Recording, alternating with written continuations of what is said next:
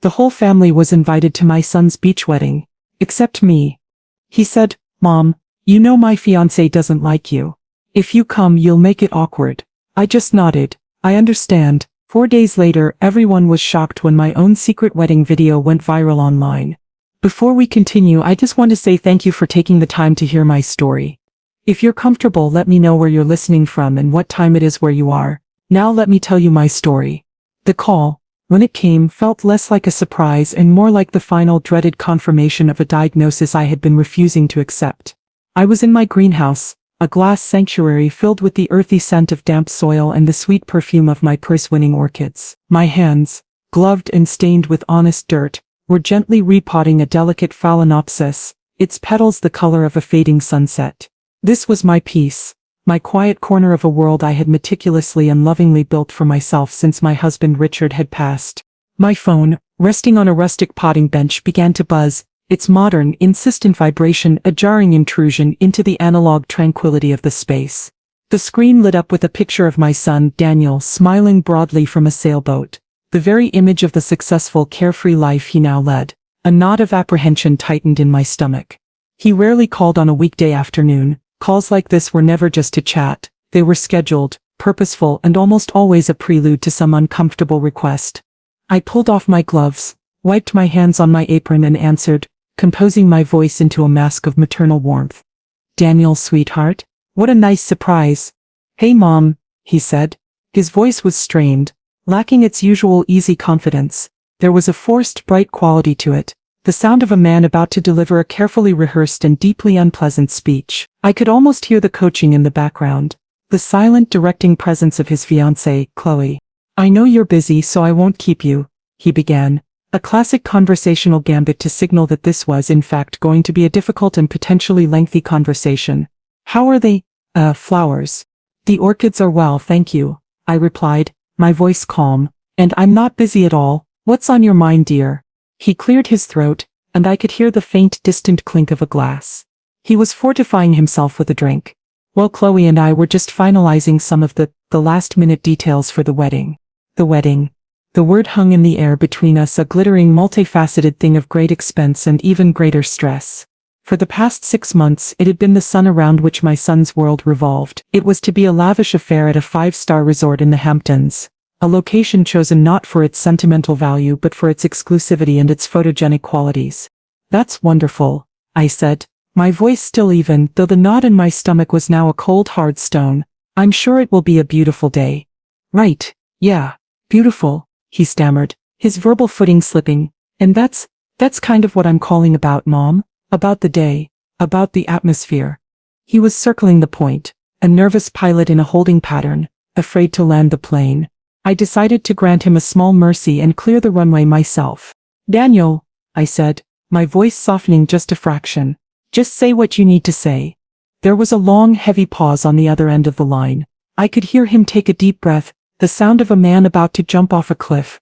The dreaded diagnosis, the one I had seen in the symptoms of 100 small slights and exclusions over the past year, was about to be delivered. The call was not about the flowers, it was about me. "Okay," Daniel finally said, his voice dropping to a low, conspiratorial tone, as if we were discussing a sensitive business deal rather than the demolition of my maternal heart. "Look, Mom, you know how important this day is to Chloe, to her family. Everything has to be perfect. It's not just a wedding, it's a merger of families. You know?" I did not know. My own wedding to his father had been a simple affair in the garden of this very house, with 50 of our closest friends, a home-baked cake, and a playlist of our favorite Motown songs. It had been a celebration, not a strategic alliance. "I understand it's a very important day," I said carefully. "Right. And Chloe? She has a very specific vision for it," he continued, the words now coming in a practiced defensive rush. He was no longer speaking from the heart. He was reading from a script, one that had been written, edited, and approved by his fiancée. "It's about creating a seamless, harmonious atmosphere. A day where everything and everyone is cohesive, where there's no friction, no dissonant energy." Dissonant energy. The phrase was pure Chloe, a piece of pop psychology jargon she had likely picked up from her life coach, or her favorite wellness blogger. It was a meaningless, elegant-sounding term used to justify a simple, ugly prejudice. "And you feel that I would be a source of dissonant energy? I asked, my voice preternaturally calm. I was a landscape architect by trade. I understood the principles of harmony and cohesion better than most. I also knew when a weed was being politely but ruthlessly targeted for removal. He seized on my question with a palpable sense of relief, grateful that I had articulated the ugly part for him. That's just it, Mom, he said, his voice regaining a fraction of its confidence. You know my fiancée Chloe doesn't really connect with you. It's no one's fault, you're from different worlds. She finds you a little intense. Your style is very different from her mother's. And her parents' friends, they're a certain type. If you come, you'll make it awkward for everyone. The justification was a masterpiece of passive aggression, a verbal sleight of hand designed to make the insult sound like a thoughtful consideration of my own feelings. My intensity was a euphemism for the fact that I read books instead of fashion magazines. My style was a reference to my preference for classic, elegant clothing over the latest designer trends. My different world was the one where a person's value was not measured by their net worth or their social media following. He wasn't finished. The final killing blow was yet to come. And honestly, Mom, it would be awkward for you too. You wouldn't know anyone. You'd be sitting there all alone. Chloe and we were talking about it, and we just thought it would be kinder, really, to not put you in that uncomfortable position. He was framing my exclusion as an act of kindness. A selfless gesture to spare me from an evening of social discomfort. He was not a son casting his mother aside to appease his fiancée. He was a thoughtful host curating a guest list for maximum comfort and harmony. It was the most dishonest, cowardly, and deeply insulting thing anyone had ever said to me. The silence that followed his justification was profound. In that small pocket of time, I felt the full crushing weight of his words. He was not just uninviting me from a party. He was formally evicting me from my role as his mother, deeming me an unsuitable, awkward accessory that would clash with the carefully curated aesthetic of his new life. The hurt was a physical thing, a sharp, cold blade twisting in my chest. I could have screamed. I could have wept. I could have unleashed a torrent of righteous, maternal fury, reminding him of every sacrifice I had ever made, of every late night I had nursed him through a fever, of the unwavering love I had given him for 34 years. A part of me, the primal wounded mother part, desperately wanted to do just that. But as the seconds ticked by, something else took over. It was a strange, cold, and clarifying calm. It was the moment a patient, lying on an examination table, finally accepts the grim diagnosis they have been dreading. The uncertainty is over. The painful truth is now a known quantity, and with that knowledge comes a strange and unexpected sense of peace. In that moment of quiet, a lifetime of small slights and casual dismissals from Chloe, and increasingly from Daniel, coalesced into a single undeniable pattern. This was not a sudden decision. This was the logical conclusion of a long, slow, and deliberate campaign to sideline me, to render me irrelevant. The final invoice for years of my son's passive complicity had just been delivered, and I decided, in that split second, that I was not going to give them the satisfaction of a fight. I was not going to play the role of the hysterical, rejected mother they so clearly expected me to be. I was not going to create a dramatic, tear-filled scene that they could later recount to their friends as proof of how intense and awkward I was. I was not going to give them a single ounce of dissonant energy. Instead, I took a slow, deep breath, the kind I take when I am about to make a final, irrevocable decision in a garden design. I processed the deep hurt, acknowledged it, and then filed it away in a cold, secure vault in my mind. When I finally spoke, my voice was perfectly calm, almost serene, with not a single tremor of the emotional earthquake that had just torn through me. I understand, Daniel, I said, the words simple, clear, and utterly devastating in their quiet acceptance. Of course. The last thing I would ever want is to make things awkward for you or for Chloe on your wedding day. My easy agreement seemed to stun him more than any outburst would have. I could hear the confusion in the sudden silence on his end. He had been braced for a storm, for tears, for guilt trips. He was not prepared for a calm blue sky. Oh, he stammered. Oh, good. I mean, thank you for understanding, Mom. I knew you would. It's for the best. Yes, I said, my voice still gentle. I'm sure it is. Now you should get back to your planning. It sounds like you have a lot to do. Right. Yes, we do, he said, clearly eager to end the call, to escape the unnerving calm of my response. I'll call you after the honeymoon. You do that, dear, I said. And Daniel, I truly hope you have a perfect day. I ended the call, my finger pressing the screen with a steady, deliberate motion. I placed the phone back on the potting bench. I looked down at my hands. They were not shaking. I turned my attention back to the delicate orchid, its petals still the color of a fading sunset. I picked up my trowel and gently, methodically continued to fill the pot with fresh soil. He had taken my invitation, but he could not take my dignity. I did not crumble. I did not sit in the greenhouse and weep into my orchids.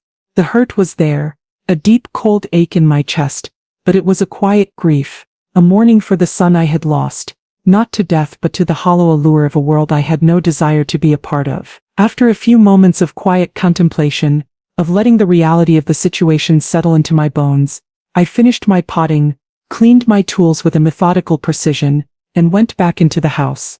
The house itself was a testament to the life I had built, a life that Daniel and Chloe seemed to find so awkward. It was not a sterile minimalist showpiece like Chloe's parents' home. It was a warm, vibrant space filled with books, art, and the comfortable, well-loved furniture Richard and I had collected over 40 years. Every object had a story. The worn Persian rug in the living room we had haggled for in a Turkish bazaar, the slightly crooked hand-thrown pottery vases I had bought from a local artist. The walls were covered not with abstract, investment-grade art, but with framed architectural drawings of my most beloved garden designs, and Richard's beautiful black and white photographs of our travels. It was a house that had been lived in, a home that was a museum of a life well spent. I was in the kitchen, making myself a cup of strong restorative English breakfast tea, when I heard the familiar sound of a key in the front door. A moment later, a man's voice, rich and warm with a faint, unplaceable European accent, called out, "Eleanor, I come bearing gifts." Julian Croft walked into the kitchen, a charismatic and worldly man of 65, his face a handsome, craggy landscape of laugh lines, and a life lived in interesting places. His silver hair was a little unruly, his blue eyes were bright with intelligence and humor, and he was holding a bouquet of brilliant, sun-yellow sunflowers and a bottle of expensive French champagne. "I was passing the florist and these seemed particularly cheerful," he said, handing me the flowers with a flourish. "And this," he said, placing the champagne on the counter, "is for no reason at all, which is always the best reason to celebrate. This was my secret life. This was Julian. We had met a year ago at a fundraiser for the Botanical Gardens. He was a retired foreign correspondent, a man who had spent his life covering global events from war zones and political summits. He was witty, intelligent, and utterly unimpressed by the kind of superficial status that so obsessed Chloe's world. He had looked at me, not as Daniel's intense mother but as Eleanor Hayes, a fascinating woman in her own right. Our relationship had blossomed quickly, a late-in-life love affair that had filled my quiet, widowed world with a joy and a passion I had never expected to feel again. He was the antithesis of everything Daniel and Chloe's life represented. He valued conversation over connections, experiences over acquisitions, authenticity over image. He was, in every sense of the word, my future. We had kept our relationship quiet, not out of shame but out of a desire to protect it, to let it grow in the peaceful, private space of our own making, away from the inevitable judgment and commentary of my son and his fiancée. Daniel knew Julian only as a friend of mine. He had no idea that Julian had moved in 3 months ago, that his books were now interspersed with mine on the shelves, that we had just last week quietly and joyfully decided to get married. As Julian put the sunflowers in a vase, he noticed the subtle tension in my shoulders, the faint, lingering sadness in my eyes. "What is it, my love?" he asked, his voice full of a gentle, knowing concern. I told him. I recounted the conversation with Daniel, repeating his clumsy, hurtful justifications, the talk of dissonant energy and awkwardness. I told him, my voice steady, that I had been formally uninvited from my only son's wedding. Julian listened, his back to me as he arranged the flowers, but I could see his knuckles were white where he gripped the vase. When I finished, he turned around, and his handsome face was a mask of cold, quiet fury. It was a fury not at me, but for me. It was the protective anger of a man who loved me deeply and could not bear to see me hurt. "The blind, arrogant, little fool," he said, his voice a low, dangerous growl. He came to me, took my hands in his, and looked me directly in the eyes. "He doesn't deserve you, Eleanor. He doesn't deserve to have you in the same room, let alone at his wedding." His unwavering, absolute support was a balm on my wounded soul. I was not a rejected mother, sitting alone in her empty house. I was a beloved woman, standing in my beautiful home, with a man who saw me, who cherished me, who was ready to fight for me. Daniel had tried to cast me out into the cold, but he had no idea that I was already living in a world filled with warmth and light. The scene shifts. We are no longer in my warm, book-filled home but in a space that is its polar opposite, a cavernous, minimalist penthouse apartment, overlooking the city, a landscape of white leather, chrome and glass. The only color comes from a single enormous and deeply unsettling abstract painting on one wall. This is the world of Daniel and Chloe.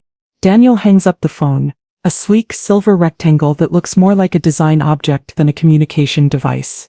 He places it on the glass coffee table with a soft, uncertain click. A profound and unfamiliar unease settles over him. He feels a pang of something he can't quite identify. It's not just guilt, it's a strange sense of loss, a feeling that he has just severed a cord he didn't know was still attached.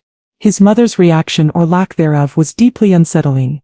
He had been prepared for a fight. He had steeled himself for tears, for recriminations, for a long, painful argument that would have validated his decision, that would have proven her to be the difficult, emotional woman Chloe always said she was. But her quiet, serene acceptance had thrown him completely off balance. It felt less like a surrender and more like a dismissal. As if her exclusion from his wedding was a matter of supreme indifference to her. It was a deeply unnerving thought. Chloe Sterling glides into the room, a vision in beige cashmere. She is beautiful in a brittle, high-maintenance way, her body honed by Pilates, her face a smooth, unlined mask of expensive skincare. She holds 2 crystal glasses of champagne, one of which she hands to Daniel. "Well?" she asks, her voice a low, perfectly modulated pour. How did it go? Was she terribly dramatic? There is a gleam of eager anticipation in her eyes. She is hoping for a story, a dramatic anecdote she can later share with her friends about her difficult, intense future mother-in-law. "No," Daniel says, taking a large gulp of the champagne. She was fine with it. Chloe's perfectly sculpted eyebrows rise a fraction of an inch. "Fine with it? What do you mean, fine with it?" "I mean, she just said, 'I understand.' And that was it. She wished me a perfect day and hung up." Chloe processes this for a moment, a flicker of disappointment crossing her face. The drama she had been hoping for had not materialized. But she is nothing if not adept at spinning a narrative to suit her own purposes. "Well, of course," she says, a triumphant little smile playing on her lips. She knows she can't argue with it. She knows she doesn't fit in. It's for the best, darling. For everyone. She perches on the arm of his white leather sofa and places a perfectly manicured hand on his arm. "I'm proud of you," she says, her voice a soft caress. "That must have been so difficult, but you were strong. You handled it. You protected our day." Her praise is a soothing balm on his raw, guilty conscience. She is reframing his act of cowardly cruelty as an act of strength. He is not a bad son, he is a protective fiancé, a man willing to make the tough decisions to preserve the sanctity of their perfect day. "Now," she continues, her voice brightening, "all business now that the unpleasantness is over. We can finally confirm the seating chart with Daddy. Without your mother there, we have a prime spot open at the head table. We can put Judge Harrison there. It will be so much better for networking, and honestly, the wedding photos will be so much more elegant without any clashing elements." She is already moving on, her mind consumed with the logistics of status and image. The casual cruelty of her words, clashing elements is breathtaking. She is not just excluding a person, she is curating an event, removing an object that does not fit her aesthetic. Daniel listens, nodding along, allowing her confident, dismissive narrative to wash over him, to soothe his guilt. He looks around the vast, empty, beautiful room. He looks at his beautiful, perfect fiancée. He has done the right thing. He has made the strong choice. He has protected his perfect day. But the quiet, unsettling feeling of loss, the echo of his mother's serene, untroubled voice, remains, a dissonant note in the carefully composed symphony of his perfect life. Back in my sun-drenched kitchen, the scent of Julian's sunflowers filling the air, the initial shock of Daniel's call began to recede, replaced by the cold, hard reality of the situation. Julian's protective fury had been a comfort, but now, a deep, quiet sadness settled over me. I had been deemed unworthy of witnessing my only son's marriage. It was a rejection so fundamental it felt as if a part of my own history had been amputated. Julian, with his journalist's finely honed sense of empathy, understood the shift in my mood. He poured 2 glasses of the champagne he had brought, the bubbles rising in a cheerful, defiant stream. He handed me a glass, his expression a mixture of love and a fierce, simmering anger on my behalf. "So?" he said, his voice a low, dangerous rumble. "The little prince and his wicked queen have decreed that the queen mother is to be banished from the kingdom on the day of the royal wedding."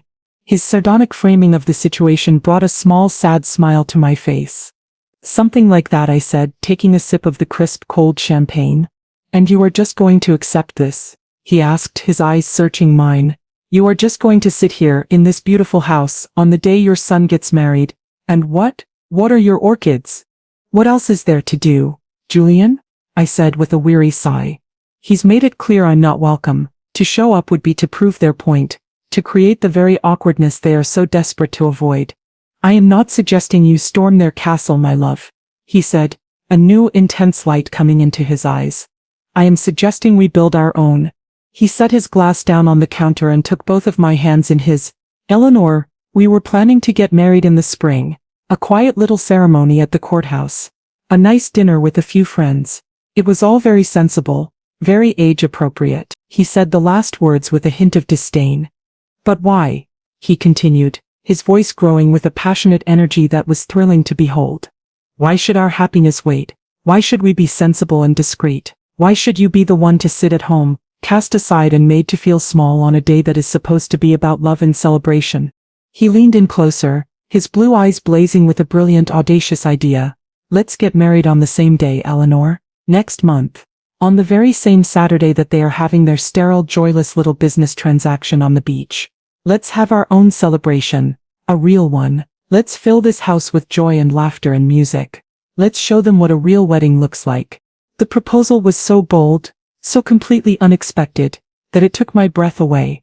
It was not a petty act of revenge, though there was a delicious subversive thrill to it. It was a grand romantic gesture. It was a way to reclaim the day, to transform an occasion of pain and exclusion into an occasion of profound joy and connection. It was a refusal to be relegated to the shadows. A slow smile spread across my face, the first genuine, joyful smile I had felt all day. The sadness in my heart began to recede, replaced by a surge of excitement, of a defiant, life-affirming energy. "Julian Croft," I said, my voice full of a renewed strength. "Are you suggesting we upstage my son's wedding?" "I am suggesting," he said, his own face breaking into a magnificent, roguish grin, "that we throw a much, much better party. A party so full of life and love, and genuine happiness, that their perfectly curated, joyless little event will fade into utter insignificance. So, what do you say, Miss Hayes? Will you marry me next month, in your own beautiful garden?" I looked at this wonderful, charismatic man, this incredible, unexpected gift that life had given me. I thought of my son in his cold, white penthouse planning a wedding designed to impress strangers, and I thought of myself, here in my warm, vibrant home, being offered a celebration designed purely for the purpose of joy. The choice was not a choice at all. "Yes," I said, my voice ringing with a newfound clarity. "Yes, I will." The decision, once made, felt like a dam breaking. The passive sadness that had threatened to engulf me was washed away by a sudden, invigorating flood of purpose and joyful rebellion. We were not just planning a wedding, we were staging a quiet, elegant coup. That very evening Julian and I sat in the living room, not with a formal wedding planner's binder, but with a bottle of good Italian red wine and a simple leather-bound notebook. Operation Counter-Wedding, Julian had christened it, with a mischievous twinkle in his eye. The first and most important task was the guest list. This, more than anything, would define the difference between our two worlds. Daniel and Chloe's guest list, I knew, would be a carefully curated document of social and financial assets. It would be filled with her father's business partners, influential clients, and the wealthy, well-connected scions of other Hamptons families. It was a list designed for networking, for consolidating status. Ours would be a list designed for joy. My first call was to my younger sister Margaret, in Florida.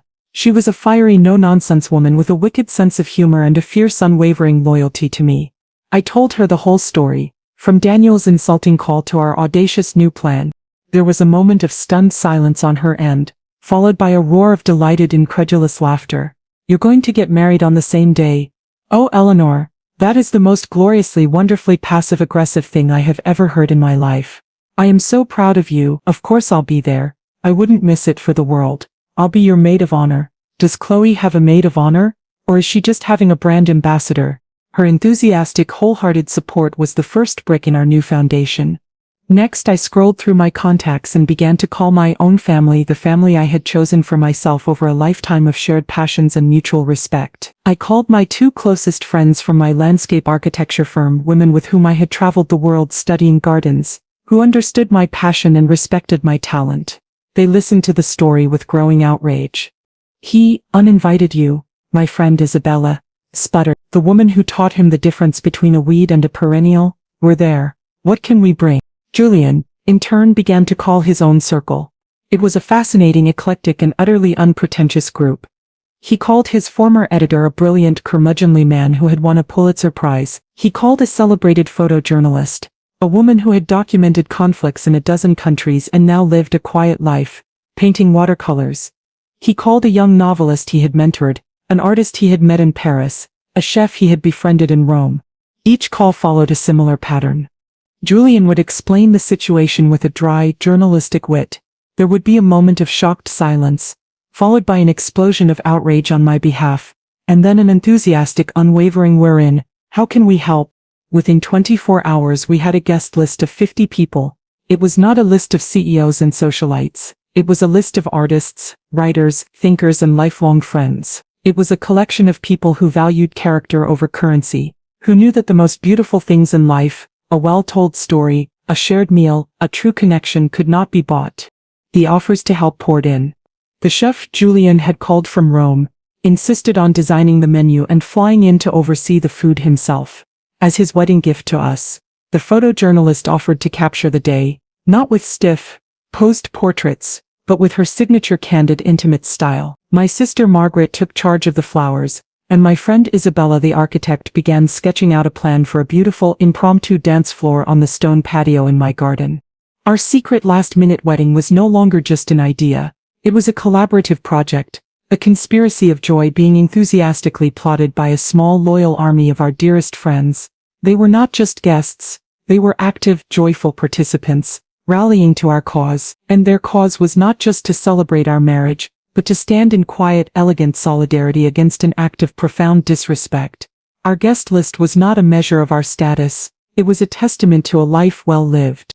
The month leading up to the dual wedding day became a fascinating, almost anthropological study in contrasts. While I was not privy to the minute-by-minute drama of Daniel and Chloe's preparations, I received regular second-hand updates from my sister Margaret, who was still of course on the official family mailing list and group chats. Her reports, delivered with a mixture of horror and glee, painted a picture of a high-stress, high-budget corporate merger, not a celebration of love. One evening Margaret called, her voice a low conspiratorial whisper.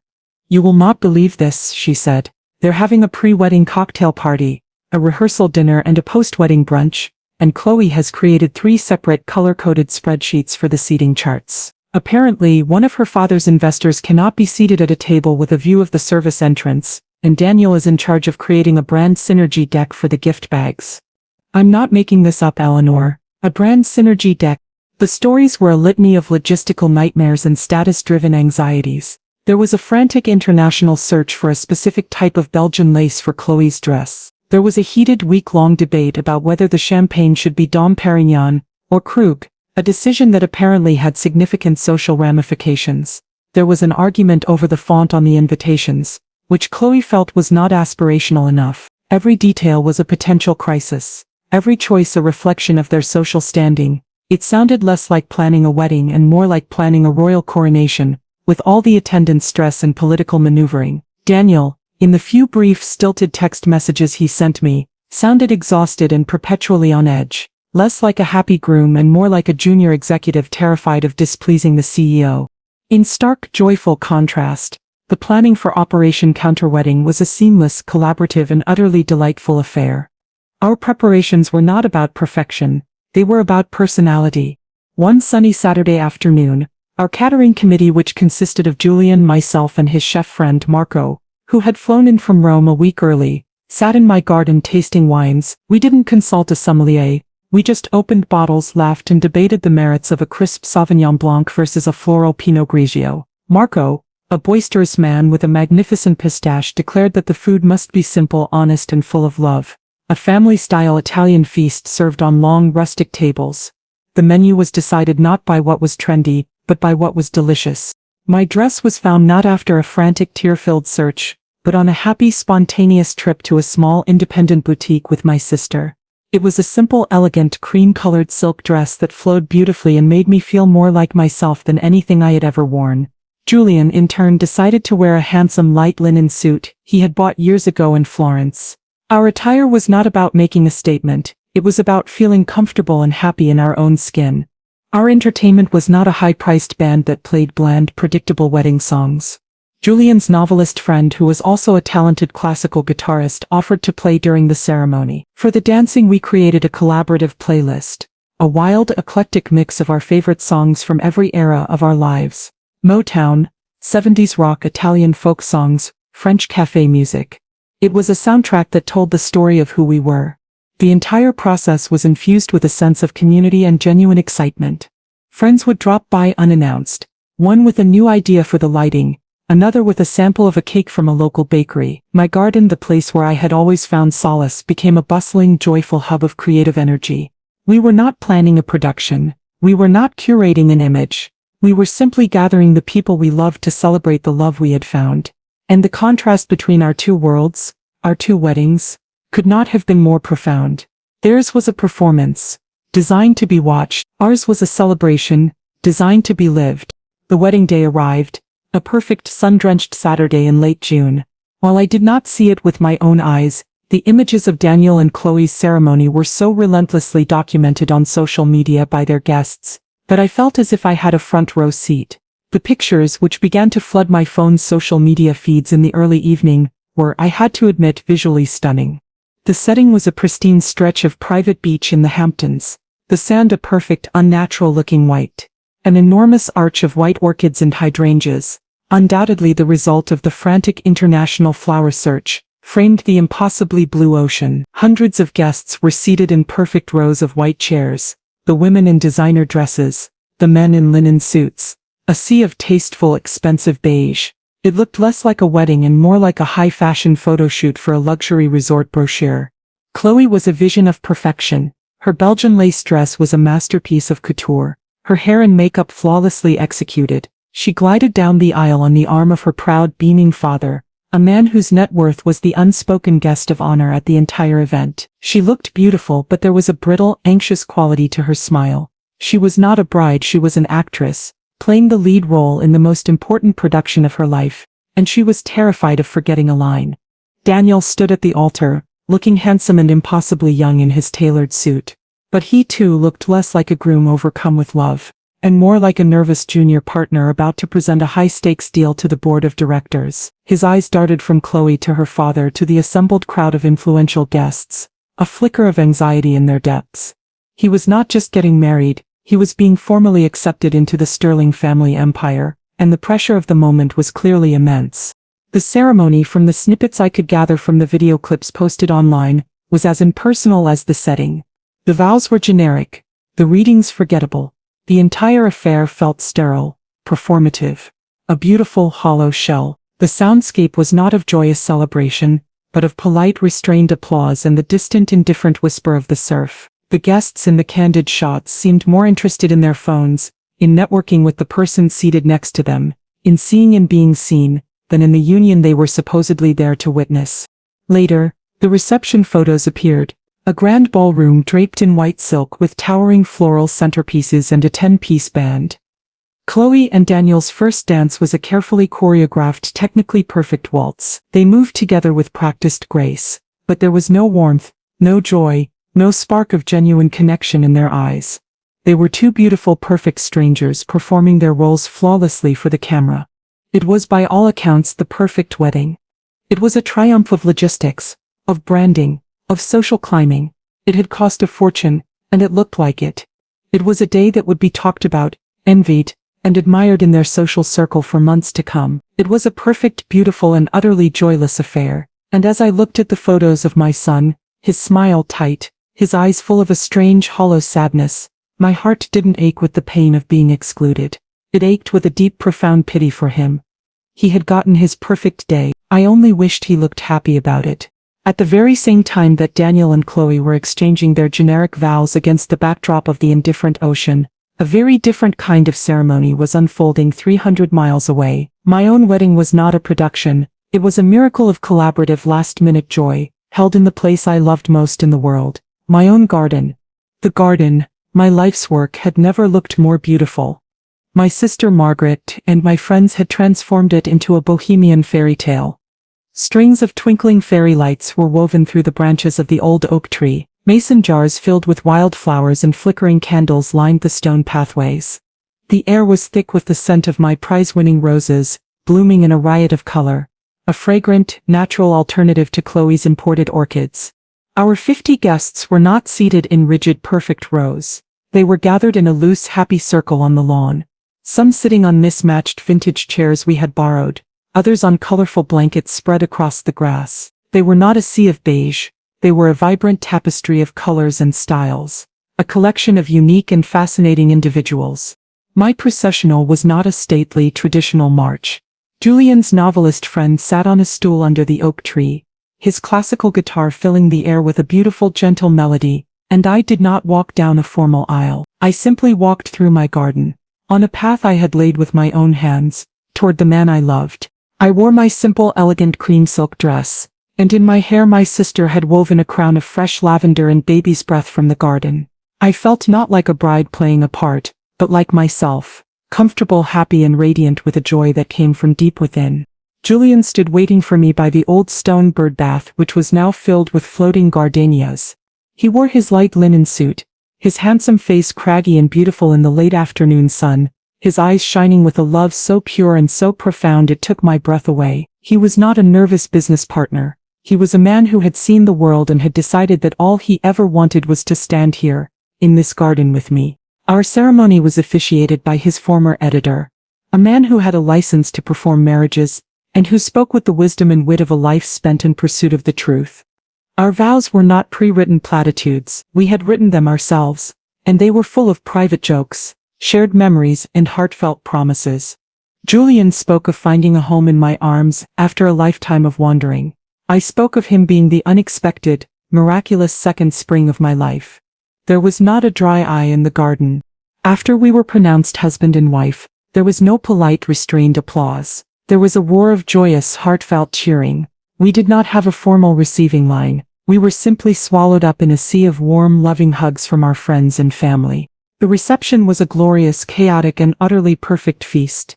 Marco, the Italian chef, had outdone himself. Long, rustic tables were laden with platters of homemade pasta, grilled fish, fresh salads, and crusty bread. The wine flowed freely. The conversation was loud, an overlapping symphony of laughter, storytelling, and impassioned debate. Our first dance was not a choreographed waltz. It was to an old, scratchy Etta James record, at last, played on a vintage turntable we had set up on the patio. Julian held me close, and we swayed together, not as performers but as two people deeply, ridiculously, and joyfully in love. Later, as the sun set and the fairy lights began to glow in the twilight, the playlist kicked in, and the stone patio became a dance floor. My 70-year-old sister danced with Julian's Pulitzer Prize-winning friend. The young novelist and the celebrated photojournalist started an impromptu conga line. I kicked off my shoes and danced barefoot on the cool stone, with Julian, my heart so full it felt like it might burst. The entire event was captured by Julian's friend, the photojournalist, a woman named Anya. She moved through the crowd like a ghost, her camera capturing not posed portraits, but stolen moments of pure, unadulterated joy. The tears in my sister's eyes during the vows, Marco laughing as he served pasta, Julian and I whispering to each other during the first dance. It was not a perfect wedding by Chloe's standards. It was messy, it was a little loud, and it was entirely unpretentious, but it was real. It was a day filled with so much authentic love and genuine happiness that it shone with a light all its own. 2 days after the wedding, while Julian and I were still basking in the warm, quiet afterglow of the celebration, an email arrived from Anya, the photojournalist. The subject line was simple, a little something to remember the day. Attached was a video file. It wasn't a long, boring wedding video. It was a perfectly edited 3-minute masterpiece. Enya had taken the most beautiful candid moments she had captured and set them to an old, joyful and slightly scratchy recording of La Vie en Rose by Louis Armstrong. The video opened with a close-up shot of my hands, tending to my orchids, then dissolved to a shot of Julian arriving with the sunflowers. It cut to scenes from the wedding, a rapid, joyful montage of stolen moments. My sister laughing so hard she had to wipe away a tear. Marco, the chef theatrically kissing his fingertips after tasting a sauce. Julian's face as he saw me walking toward him through the garden, his expression a mixture of awe and profound love. Our hands, clasped together, his weathered and strong, mine wrinkled but steady. It showed us dancing barefoot on the patio, the fairy lights twinkling around us like captured stars. It showed our friends, a vibrant, eclectic group, talking, laughing, embracing. There was nothing posed, nothing artificial, it was just joy, pure, unadulterated, authentic joy, captured on film. The video ended with a final lingering shot of Julian and me, sitting together on a bench at the edge of the garden silhouetted against the deep purple of the twilight sky, my head resting on his shoulder. It was a perfect, quiet and deeply romantic final image. I watched it with tears streaming down my face. It was the most beautiful wedding gift I could have ever imagined. I immediately forwarded it to my sister Margaret, with a simple note, "Thought you would love this." Margaret, being Margaret, did not just love it, she understood its power. An hour later my phone buzzed with a notification. She had posted the video to her social media page. Her caption was a work of understated, elegant genius. She didn't mention Daniel. She didn't mention his wedding. She simply wrote, "Some weekends are for celebrating the people you love. So incredibly proud and happy to celebrate my beautiful sister Eleanor Hayes, as she begins her next wonderful chapter with her amazing new husband Julian Croft. This is what true happiness looks like." The video, with its warm, intimate feel and its beautiful, authentic moments, was a stark and immediate contrast to the stiff, professionally shot and emotionally sterile photos that Chloe had been meticulously curating and posting from her own wedding all weekend. Chloe's photos were a performance. Our video was a documentary of a real lived experience, and in the world of social media authenticity, it turned out was magnetic. The effect of the video was instantaneous and far more explosive than I could have ever imagined. Margaret had a wide social circle, and her post, with its beautiful heartfelt video and its subtly pointed caption, was like a match thrown on a pile of dry tinder. First the comments started pouring in from our immediate friends and family who had been at our wedding. "The most beautiful wedding I've ever been to. So much love in one garden. This is everything." Their genuine, enthusiastic comments created an immediate sense of authenticity and buzz. Then, the second wave began. These were the extended family members and old family friends who had been invited to Daniel's wedding, the ones who had been told a vague, sanitized story about my absence. Perhaps that I was feeling unwell, or unable to travel. They saw Margaret's post and their confusion was palpable. The comments started to appear on Chloe's perfectly curated professional wedding photos. Beneath a picture of her and Daniel cutting their towering $10,000 cake, a cousin from Chicago wrote, "So beautiful. But wait. I'm so confused. Did Aunt Eleanor get married this weekend too?" Margaret's video is amazing. Under a photo of the bridal party posing awkwardly on the beach, an old friend of mine from college commented, "Congratulations, Daniel. But my goodness, your mother looks so happy in her wedding video. I didn't even know she was seeing someone. She is absolutely glowing." Each comment was a small, polite but deeply disruptive bomb, landing right in the middle of Chloe's carefully constructed narrative of her perfect, flawless day. The two events which she had so carefully tried to keep separate were now colliding in the most public of forums. The video began to be shared. Friends of friends, distant relatives, people I hadn't seen in years, saw it and were captivated by its warmth and charm. It was so different from the usual glossy wedding content that flooded their feeds. It was real, it told a story, and the unspoken subtext, the mystery of the two weddings on the same day, was irresistible. The narrative of the Hayes family wedding weekend was being hijacked. The conversation was no longer about Chloe's designer dress or the influential guests at her Hamptons reception. It was about Eleanor's secret love affair, her surprise wedding, and the sheer unadulterated joy that radiated from every frame of her video. By Monday morning the video had, in the strange parlance of the modern world, gone viral within our extended social and familial circle.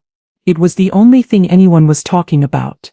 Every like, every share, Every OMG, did you see this? Was a small digital nail in the coffin of Chloe's carefully curated social triumph. She had wanted a wedding that would be the talk of the town, and it was. But not for any of the reasons she had intended. The most talked about bride of the weekend, it turned out, was not the 32-year-old socialite in the Belgian lace dress. It was the 62-year-old landscape architect, in a simple silk dress, dancing barefoot in her own garden. 10,000 miles away, in a luxurious overwater bungalow in the Maldives, Daniel and Chloe were trying to decompress from the stress of their perfect wedding. They were surrounded by a paradise of turquoise water, white sand, and impeccable service. It was the very picture of curated five-star tranquility, but their digital world was in flames. Their honeymoon, which was supposed to be a blissful phone-free escape, was being rudely and persistently interrupted. Their phones, which they had promised each other they would ignore, began to buzz and ping with an alarming, incessant frequency. First, it was just a few text messages from confused friends. Then, a flood of notifications, tagged posts, direct messages, missed calls. Finally, annoyed and intrigued, they logged into their social media accounts, and there it was. The video. Daniel watched it first, standing in the middle of their luxurious bungalow, the tropical sun streaming in through the floor-to-ceiling windows. He watched it once, then twice. His face a mask of stunned, slack-jawed disbelief. He saw his mother, the woman he had dismissed as an awkward, intense relic, looking more beautiful, more vibrant, more alive than he had seen her in years. He saw her surrounded by a crowd of interesting, laughing, joyful people. He saw her look at a handsome, distinguished stranger with a look pure, unadulterated love. He saw her getting married. He was utterly, completely speechless. This was a reality that his brain could not compute. His mother did not have a secret life. His mother did not have a passionate love affair. His mother's world was supposed to be small, quiet, and centered entirely around him. This joyful, radiant woman in the video was a stranger to him. Chloe watched it over his shoulder, and her reaction was not one of stunned confusion. It was one of pure, undiluted, narcissistic rage. She saw her perfectly planned, impossibly expensive wedding, her grand social statement, her meticulously curated narrative being completely and utterly upstaged. She saw the genuine, effortless joy of my wedding, and she recognized it for what it was, the one thing her money could not buy. The comments were the most infuriating part. This is what real love looks like. So much more authentic than those stuffy society weddings. Her garden is more beautiful than any resort. Each one was a direct personal attack on her own taste, her own choices, her own wedding. Who is that man? She hissed, her voice a low, venomous whisper, her perfectly manicured finger pointing at Julian's smiling face on the screen. And how dare she? How dare she do this to me? On my wedding weekend? The me was telling. She did not see this as something that had happened to Daniel. She saw it as a deliberate, malicious, and calculated act of social sabotage, aimed directly at her. She planned this, Chloe shrieked, her voice rising, all traces of her carefully modulated composure gone. She did this to humiliate me, to upstage me. She couldn't stand that I was having a beautiful wedding, so she had to create this pathetic little garden party to steal my spotlight. Daniel, still reeling from the shock, could only stammer, I don't understand. She said she understood. She was so calm. Calm? She was plotting. Chloe snatched the phone from his hand. This is war, Daniel. Your mother has declared war, and you are going to call her right now, and you are going to shut this down. The tranquil turquoise paradise of their honeymoon was shattered. It had been invaded by the one thing Chloe Sterling could not tolerate. Someone else. Particularly someone she had written off as irrelevant. Looking happier, more elegant, and infinitely more authentic than she did. The interruption was complete. The battle was about to be joined. The call from the Maldives came through in the late afternoon. Italy time. Julian and I were sitting at a small sun-dappled table at a trattoria overlooking Lake Como. We were on our own honeymoon, a quiet, unpretentious and deeply romantic trip through the Italian Lake District. The air was warm, a gentle breeze rustled the leaves of the olive trees, and we were sharing a bottle of crisp local white wine. I was in that moment experiencing a state of pure, unadulterated contentment. My phone, which I had been using to take pictures of the breathtaking view, buzzed on the table. It was Daniel. A small, cold knot of dread formed in my stomach, a phantom limb of my old life aching in the midst of my new one. I knew this call was coming. Should I answer it? I asked Julian. Of course, he said, his voice calm and supportive. The last chapter of the old book needs to be written before we can fully enjoy the new one. I took a sip of my wine, a small act of fortification, and answered the call, putting it on speaker so Julian could hear. "Hello, Daniel," I said, my voice as serene as the lake in front of me. "Mom, what did you do?" His voice was not serene. It was a chaotic, sputtering explosion of fury and bewilderment, the sound of a man whose perfectly ordered world had just been turned upside down. The tinny, distant quality of the international call only amplified his frantic energy. "I'm not sure I know what you mean, dear," I replied calmly.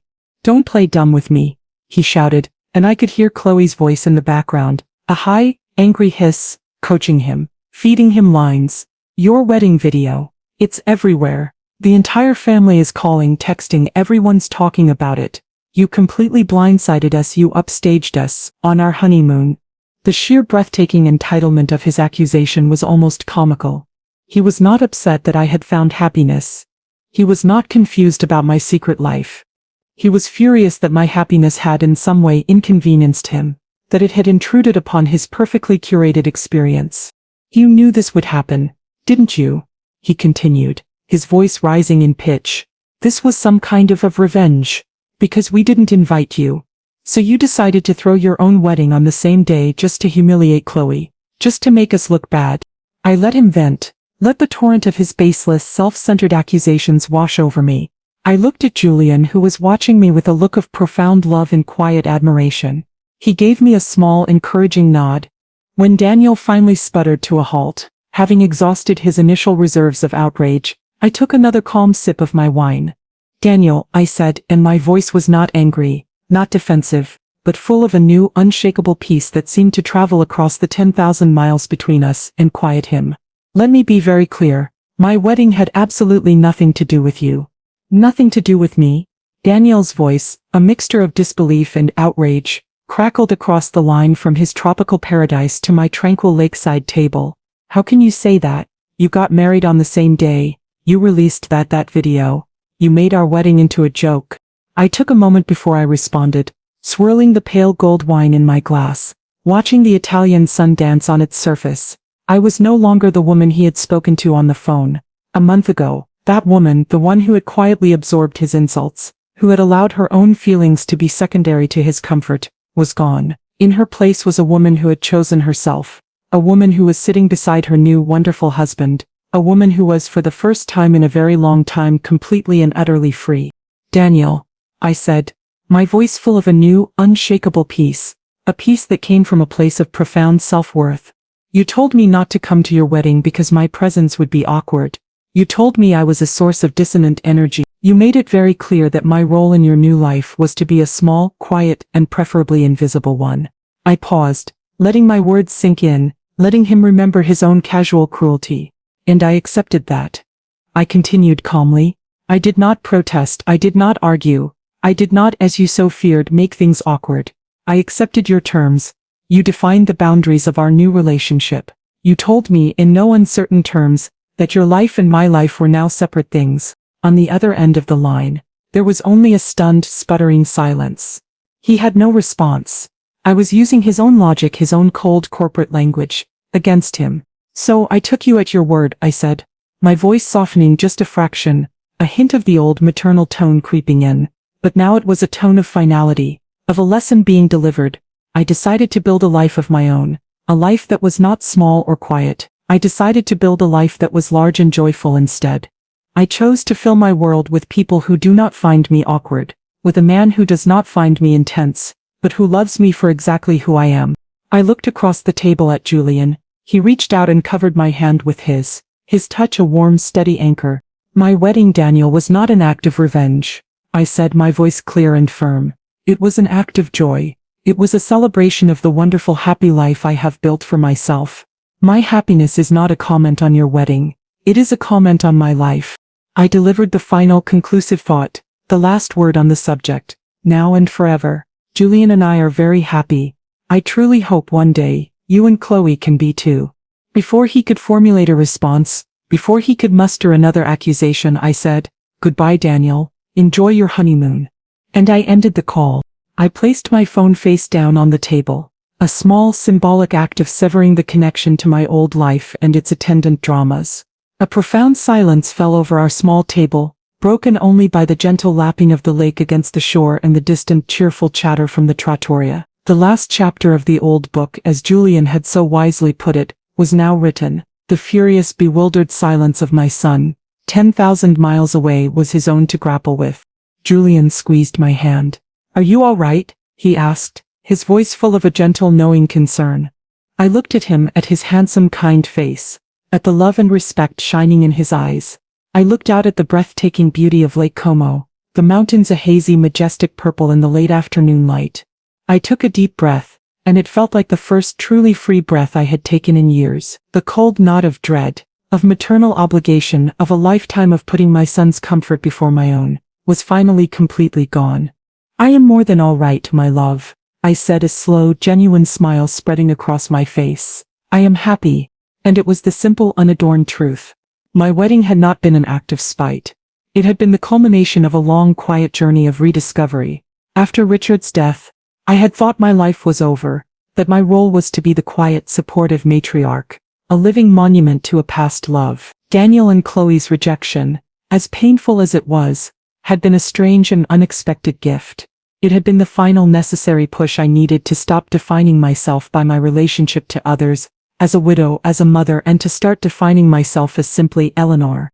My happiness was not a weapon I had wielded against my son. It was a shield I had built for myself. I had chosen to surround myself with people who cherished me, to build a life based on authentic joy rather than curated appearances. The viral video had not been a calculated act of social sabotage. It had simply been an honest, beautiful reflection of that joy, and its power had been in its undeniable authenticity. We sat for a long time, sipping our wine, holding hands, not needing to speak. The sun began to dip below the mountains, painting the sky in fiery strokes of orange and pink. It was the color of a new beginning. I thought of Daniel and Chloe in their luxurious prison of a honeymoon, their anger and confusion a storm in a teacup thousands of miles away. Perhaps one day he would understand. Perhaps one day he would find a joy that was not dependent on the approval of others. But that was his journey, not mine. My journey was here now, in this beautiful place, with this wonderful man. I had been given a choice. I could have accepted the small, quiet, awkward role my son had assigned me, the role of the forgotten mother, sitting alone on the day of his wedding, or I could choose something else. I could choose joy. I could choose love. I could choose life. I raised my glass, the crystal catching the last golden rays of the Italian sun. Julian raised his to meet mine. The gentle clink of our glasses was a quiet personal toast. Not to victory, not to revenge, but to the simple, profound, and radical act of choosing our own happy ending.